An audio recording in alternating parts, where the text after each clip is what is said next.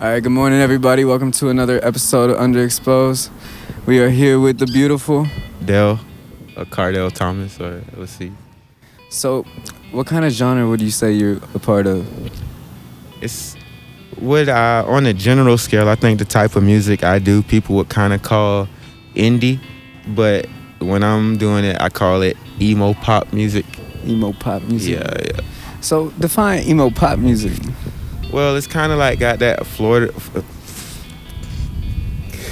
It's kind of got that four to the floor type of beat in some instances, but you're also talking about like really electronic music. Yeah. But it's kind of got like that. a soulfulness to it too at the same time. Yeah. So it's almost like if you blended soul music and then EDM, and then you got emo pop is what I call it. You know, that's a really good way to explain it too, because I remember the first time you showed me it, I was just trying to figure out like what I would consider it, and I couldn't find like a kind of really coordinated, because it's not really what I would consider indie either. Right. Well, but it's really emotional music, you know.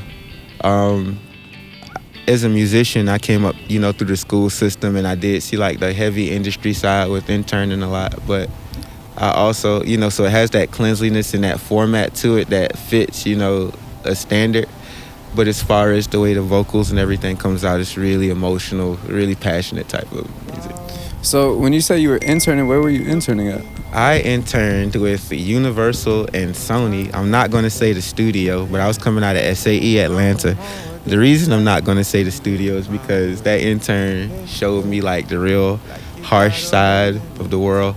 Like I'm going in there thinking, oh, we got music money, all this stuff going, and come to find out, they're kind of just selling weed to get through and everything. So I'm just like, okay. I'm calling the cops. Right. I am calling. I'm not the snitching. cops. I didn't say no names. Not snitching. Hello, officer? Right. No, I'm just kidding. Honestly, I've seen that like since I've been a part of the music industry too. It's everywhere. It's literally everywhere. Well, to be honest, I was shocked when I saw it, but then the realization came to me like, you're shocked because you're probably a little green. This is probably way more common than you think, like. No, yeah, for real, honestly. Yeah. And I think that's something that's never been talked about. Well, I mean, I haven't heard anyone talk about it. Yeah, so it's great that you bring it up. And don't get me wrong, I got no malice or ill intent to, my herbal weed pharmacy selling folks. But, when I'm coming in the studio to record and to do songs, yeah, it's a little weird when you see, like, folks coming in and out, like, dang, who is this? Like, yeah. No, I believe you. But, so, before we get in trouble or anything, can we just go back to what your inspiration is? What? Well, to be honest, as far as like my musical inspiration, like with artists and stuff like that, for sure. Which is funny. Okay, so a lot of my sound and inspiration comes from like a lot of the music you heard in the 90s. Like, you ever heard like La Bouche and like What Is Love, Baby Don't Hurt Me, those type of tracks and stuff? But no, you don't. Not me personally. Okay, that's cool. I know Aventura. Yeah, it's like 90s dance music, right? But then I also listen to a lot of ethnic music, I think you call it. Like, I would listen to stuff like Enya from the 90s. It's like chants. It's like out of Ireland. And I would listen to like Celtic Women and Andrea Bocelli out of Italy.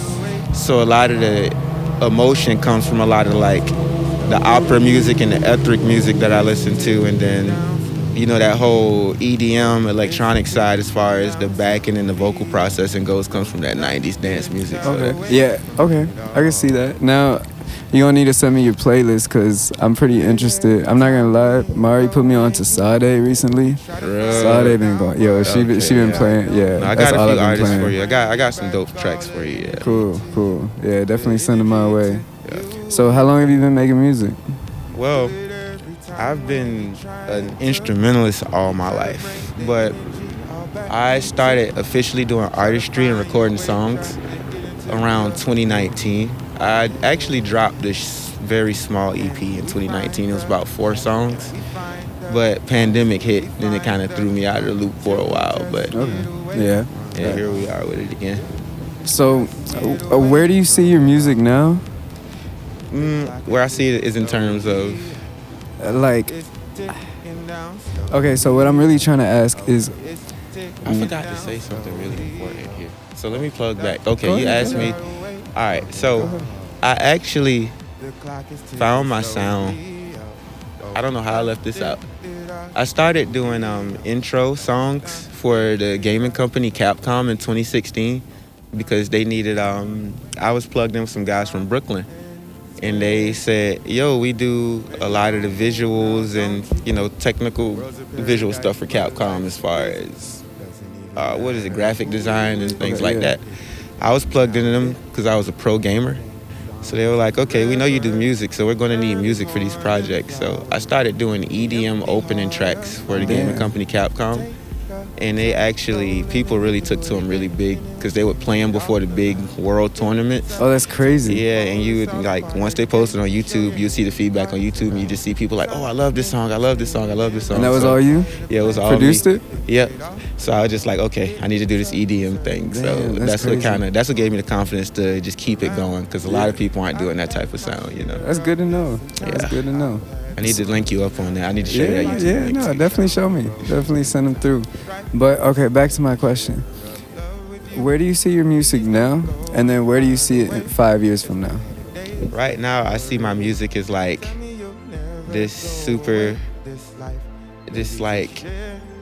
so think of you got like this new dish you're working on that's cooking up, right? Okay. You're getting it perfected, you're getting it right. So right now, my music is in my room.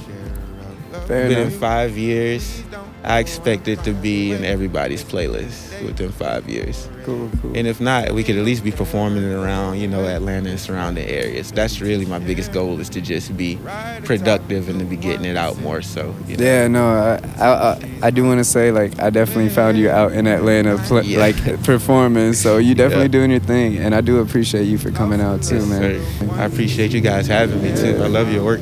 Yeah, thank you. We love yours. Again, you can find me on Instagram at different Dell, and you'll be surprised when you get to the page if you visit, because yes, I do music, but most of my following is from actually being one of the best JV roller skating teachers in the country. So the best. Look out for that. Yeah. Not one of the best. He is the best. The best. Okay, I'll take it. Yep, I'll do it. I'll fight on that. Yeah. I'll fight for him. If you see his page, it's actually wild. That boy be on the saxophone. I wish we could have got the saxophone, man. I wish we could have got it. Got it with me. Yeah, we need to do something with it. But with that being said, we're going to close out. I hope to see y'all soon. If you haven't watched it, go back and check out his session. Go back and check out his cover of Nothing Else Matters on guitar, instrumental cover. I didn't forget, I just forgot. But yeah, go check it out. Appreciate you guys, love you guys. Peace.